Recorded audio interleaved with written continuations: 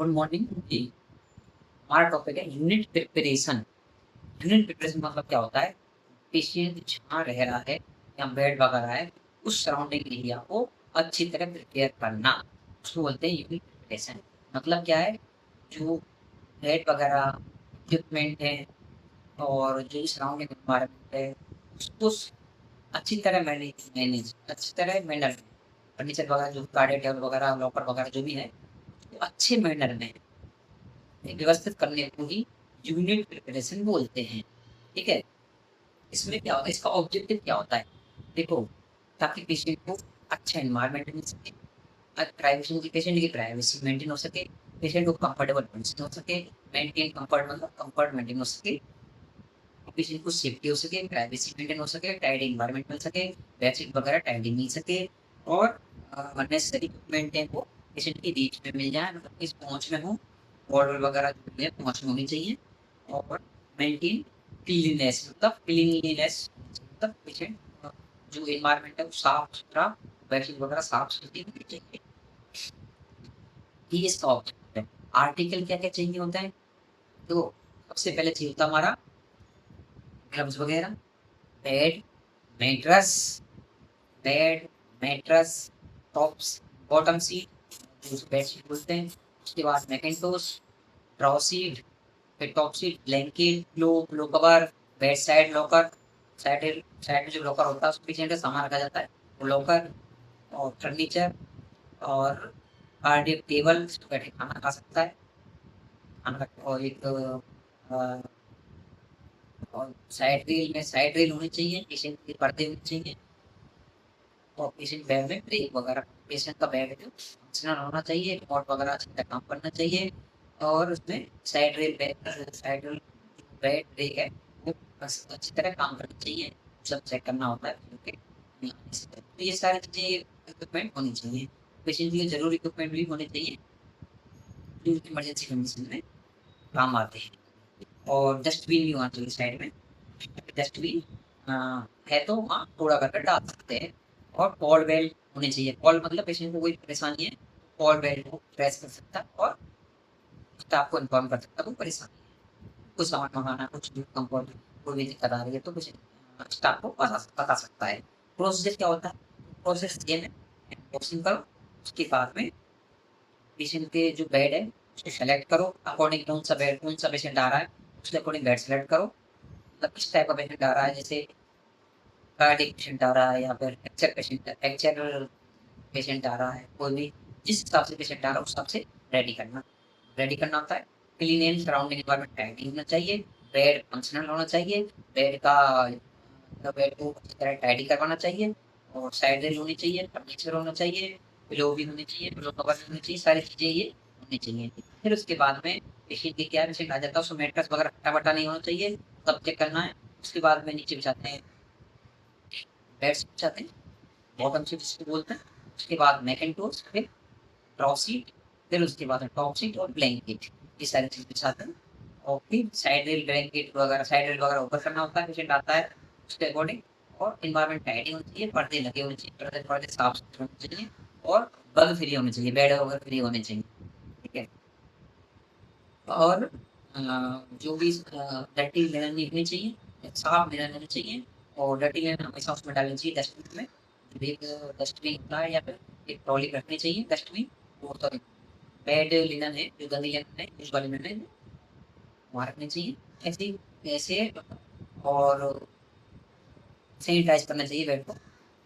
उसके बाद से प्रोसीजर खत्म हो जाए, बेड में घुस जाए, फिर उसके बाद हैंड प्रिंसिपल के आधारित है पेशेंट को maintain protect environment, comfort provide करना और सेफ्टी प्रोवाइड करना, पेशेंट को रिंकल फ्री बेड देना, टाइट एनवायरनमेंट पैदा करना, पेशेंट को साइड रिकवर करना, पेशेंट की सेफ्टी का ध्यान रखना, पेशेंट के मतलब इक्विपमेंट है वो पेशेंट के बीच में होने चाहिए, इमरजेंसी इक्विपमेंट है वो रेडी और फंक्शनल होनी चाहिए। सारी चीज़ों का एक प्रिंसिपल पाता है, जो बॉडी मैकेनिक्स है वो प्रॉपर यूज करनी चाहिए। और यूनिट जो है जो ऑर्गेनाइज मैनर में होनी चाहिए, मतलब पूरी व्यवस्थित मैनर में होनी चाहिए। ये इसकी प्रिंसिपल है। स्पेशल पॉइंट क्या रखने ध्यान में रखना चाहिए, पेशेंट की प्राइवेसी का ध्यान रखना चाहिए, पेशेंट की रिंकल फ्री बेड देना चाहिए, पेशेंट को टाइडी वगैरह एनवायरनमेंट देना चाहिए, बेडशीट वगैरह टाइडी देनी चाहिए, पेशेंट को सारी सुविधाएं जैसे बेड, लॉकर, फर्नीचर और हॉलवेल, बेड का बेड फंक्शनल होना चाहिए। और जितने बेड सीट जो बेड में जो प्रोसीजर है, बेड में जो जितने भी सीट है वो सारे देनी चाहिए। ये सब स्पेशल पॉइंट रखे जाते हैं। नेसेसरी जो इक्विपमेंट है वो भी इमरजेंसी सिचुएशन में जो चाहिए वो फंक्शनल होने चाहिए और वो भी देखा साइड होनी चाहिए। लॉकर है उसकी चाबी देनी चाहिए लॉकर पेशेंट को। और एनवायरनमेंट क्वाइट और comfortable environment, safe environment provide कराना चाहिए। ये इसके इम्पोर्टेंट पॉइंट है। मेंटेनेंस ऑफ पेशेंट का एनवायरनमेंट, मतलब मेंटेनेंस ऑफ पेशेंट एनवायरनमेंट मतलब पेशेंट की जो सराउंडिंग एनवायरनमेंट है उसको अच्छी तरह व्यवस्थित रखना। क्या होता है जिस पेशेंट इस बेड पे लेटा हुआ है उसकी चारों तरफ, बेड और चारों तरफ जो इन्वायरमेंट है उसको सुरक्षित एंड सेफ एंड हाइजीनिक रखना, ठीक है, उसको बोलते हैं मेंटेनेंस ऑफ पेशेंट इन्वायरमेंट। ताकि वो रिकवरी अच्छी हो, पेशेंट का स्वास्थ्य अच्छा हो, मतलब वेलबींग अच्छी हो, ठीक है।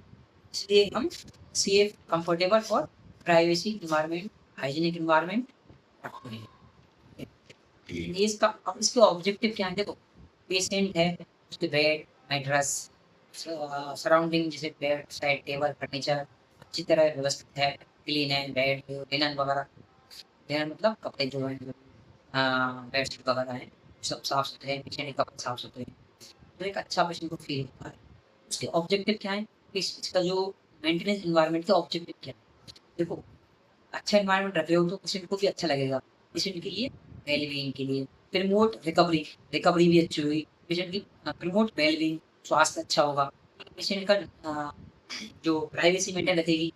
और पेशेंट को soil hand hygiene, soil environment है वो नहीं मिलेगी, हैंड हाइजीन रखना है, पेशेंट को हाइजीनिक रखना है, इन्वायरमेंट हाइजीनिक रखना है, पेशेंट के जो फर्नीचर वगैरह है वो सब क्लीन रखना है, डस्टबिन रखना है, वेस्ट प्रूफ रखना है, और जो वेस्ट है वो डस्टबिन में डालना है, इन्फेक्शन से बचाना है। इसका एक ऑब्जेक्टिव है, क्या ऑब्जेक्टिव है, इन्फेक्शन से बचाना और रिकवरी अच्छी करना, अच्छा नींद आए पेशेंट को इसलिए गुड इन्वायरमेंट देना, नॉइज फ्री इन्वायरमेंट देना, अच्छा वेंटिलेशन देना, अच्छा लाइटिंग कंडीशन देना, पेशेंट के मुंह पर डायरेक्ट लाइट नहीं आनी चाहिए, अवॉइड ग्लेयर बोलते हैं सूर्य मतलब चमक से, आंखों को चमक, सामने चमक आए तो उससे दूर रखना, कोई साइड रखना, और डस्टबिन रखना, प्रॉपर प्रॉपर कपड़े पहनाना पेशेंट को, प्रॉपर बेडशीट वगैरह जो है प्रॉपर साफ होनी चाहिए। तो एक इसका मोटिव ये होता है कि पेशेंट को अच्छे से अच्छा एनवायरनमेंट देना, सेफ्टी एनवायरनमेंट देना, हाइजीनिक एनवायरनमेंट देना, प्रमोट रिकवरी, रिकवरी को बढ़ावा देना और क्रॉस इन्फेक्शन से बचाना। तो ये मतलब इसके कुछ ऑब्जेक्टिव्स हैं। प्रिंसिपल क्या है इसकी, तो प्रिंसिपल क्या होता है, किस प्रिंसिपल पर आधारित होना चाहिए मेंटेनेंस एनवायरनमेंट। तो क्लीनलीनेस पहला प्रिंसिपल है, इसमें इन्वायरमेंट को क्लीन रखना, बेड साइड इन्वायरमेंट को क्लीन रखना, नीट एंड टाइडी रखना, और पेशेंट सेफ्टी को ध्यान में रखना, पेशेंट के सॉइल लिनन को दूर करना, सॉइल मतलब गंदे लिनन को, और वेस्ट डिस्पोजल मतलब बायोमेडिकल वेस्ट को प्रॉपर डिस्पोज करना, जिस बकेट में डालना होता है उस बकेट में डालना, जिस डस्टबिन में डालना होता है उस डस्टबिन में डालना, कलर कोडिंग के होते हैं तो वेस्ट को उस कलर कोड में डालना। तो एक अच्छा इन्वायरमेंट इसलिए ही बनेगा, ठीक है। तो क्लीन इन्वायरमेंट होगा तो नीट एंड टाइडी इन्वायरमेंट होगा तो वेंटिलेशन, वेंटिलेशन कैसा, नेचुरल वेंटिलेशन होना चाहिए, और नेचुरल वेंटिलेशन होना चाहिए, आर्टिफिशियल वेंटिलेशन है तो प्रॉपर होना चाहिए। और वेंटिलेशन पेशेंट की आंखों पर डायरेक्ट लाइट नहीं आनी चाहिए, वेंटिलेशन हवादार होना चाहिए, थोड़ा हवा है, गंदी स्मेल नहीं आनी चाहिए, टेम्परेचर है वो ना ज़्यादा कम होना चाहिए, ना ज़्यादा होना चाहिए, तो हॉट और कोल्ड नहीं होना चाहिए, तो रूम टेम्परेचर होना चाहिए। मतलब कहने का मतलब ये ह्यूमिडिटी नहीं होनी चाहिए, ये चीज़ें। और ऑर्डर फ्री मतलब ऑर्डर फ्री इन्वायरमेंट में बदबूदार नहीं होना चाहिए, फ्लोर साफ होना चाहिए, ठीक है। वेंटिलेशन में लाइटिंग कैसी होनी चाहिए, आर्टिफिशियल लाइट आनी चाहिए, आर्टिफिशियल लाइट आ तो अच्छी बात है, नेचुरल लाइट है तो एडिक्वेट होनी चाहिए, और लाइट पेशेंट की डायरेक्ट डायरेक्ट आंखों पर नहीं आनी चाहिए, और नाइट शिफ्ट में नाइट लाइट होनी चाहिए ताकि पेशेंट को एक्सीडेंट होने से बचा सके। मतलब लाइट नहीं पेशेंट गिर जाएगा बिना लाइट के, किसी चीज़ से टकरा जाए, वो चीज़ होनी चाहिए। लाइटिंग, ठीक है। नॉइज़ है, नॉइज़ कैसे होनी चाहिए, सॉफ्ट स्पीक होनी चाहिए और लाउड स्पीक से बचना चाहिए, अननेसेसरी कन्वर्सेशन से बचो और लाउड कन्वर्सेशन से बचो, ठीक है। ये और कोई भी जैसे कोई भी ट्रॉली वगैरह ले जा रहा है तो उसमें उसकी घर्षण ऐसी नहीं होनी चाहिए जो आँखों कानों को चुभे। जैसे कभी-कभी ऐसा होता है कोई किसी का व्हील खराब हो गया तो खींचे जा रहे हैं, उससे ऐसा होना चाहिए कि उसकी आवाज़ साउंड वगैरह पेशेंट को डिस्टर्ब नहीं करे, ऐसा होना चाहिए। सेफ्टी फ्लोर फ्लोर कैसा होना चाहिए? ड्राई होना चाहिए, वाटर फ्री होना चाहिए, क्लीन होना चाहिए और इक्विपमेंट है वो एक प्रॉपर मैनर में अरेंज होनी चाहिए। साइड रील पेशेंट की ऊपर होनी चाहिए, ठीक है? साइड रील ताकि पेशेंट गिरे नहीं और पर्दे वगैरह लगे होने चाहिए, वेंटिलेटर वगैरह कनेक्ट होना चाहिए। पेशेंट जो कॉल बेल है, पेशेंट के रीच में होना चाहिए। कॉल मतलब पेशेंट को इस क्लास को बटन दबाया, वहाँ स्टाफ पे काउंटर पे बीप बजेगी, आवाज़ साउंड आऊगी, स्टाफ को समझ में आ जाएगा कोई प्रॉब्लम है, पेशेंट को या कुछ सीजर होता है, तो नीड के अकॉर्डिंग पेशेंट चला जा सकता वहाँ जा सके, वहाँ पहुँच सके। इन्फेक्शन कंट्रोल के लिए क्या करना चाहिए? हाइजीन करना चाहिए, ग्लव्स पहनने चाहिए, क्रॉस इन्फेक्शन बचाने के लिए, एक पेशेंट से दूसरे पे जाने से बचने के लिए ग्लव्स को उतार के दूसरे ग्लव्स पहनने चाहिए और जो बायोमेडिकल वेस्ट है उसका प्रॉपर ध्यान रखना चाहिए और डिसइंफेक्ट करना चाहिए इक्विपमेंट को। मतलब डिसइंफेक्ट का मतलब होता है इन्फेक्शन से बचाने के लिए जो स्टेराइल प्रोसीजर अपनाया जाता है उसको डिसइंफेक्ट कहते हैं। डिसइंफेक्टेंशन सॉरी डिसइंफेक्ट बोलते हैं, ठीक है? वो डिसइंफेक्ट करना चाहिए, स्टेराइल चीज़ यूज़ करनी चाहिए, इक्विपमेंट स्टेराइल होने चाहिए पेशेंट के लिए जो यूज़ हो रहे हैं। और नर्सिंग रिस्पॉन्सिबिलिटी क्या है इसमें?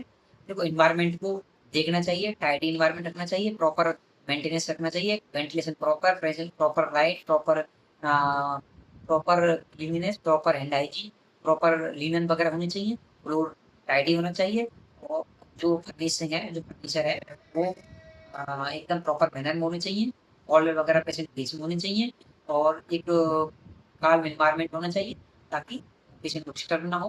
प्रॉपर पेशेंट को लाइटिंग होनी चाहिए, प्रॉपर वेंटिलेशन होना चाहिए, ह्यूमिडिटी कम होनी चाहिए, ह्यूमिडिटी इतनी होनी चाहिए पेशेंट को पसीने-वसीने आ जाए, तो ह्यूमिडिटी एनवायरनमेंट अच्छा होना चाहिए। मतलब इतना पेशेंट को ना ज़्यादा सर्दी लगे, ना ज़्यादा गर्मी लगे, रूम टेम्परेचर होना चाहिए मतलब और पेशेंट को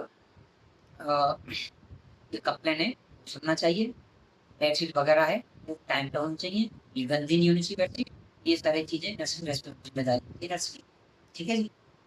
और एजुकेशन उसका अटेंडर आ रहे हैं एक फिक्स टाइम पे बुलाना चाहिए, जो विजिटिंग आवर है उसमें बुलाना चाहिए और उनके जो अटेंडर आ रहे हैं उनको एजुकेट करना चाहिए, कैसे हाइजीनिक रखनी है, कैसे एनवायरनमेंट को काम रखना है, कैसे मतलब टाइडी रखना है, क्लीन रखना है, पेशेंट को ज़्यादा डिस्टर्बेंस नहीं करना है। प्राइवेसी चेक करनी चाहिए पेशेंट की प्राइवेसी मेंटेन करनी चाहिए और वेस्ट और ड्राई जो भी वेस्ट है ड्राई है उसको बायोमेडिकल वेस्ट में प्रॉपर डिस्पोज करना चाहिए, एडिटिव वेस्ट है डिस्पोज करना चाहिए।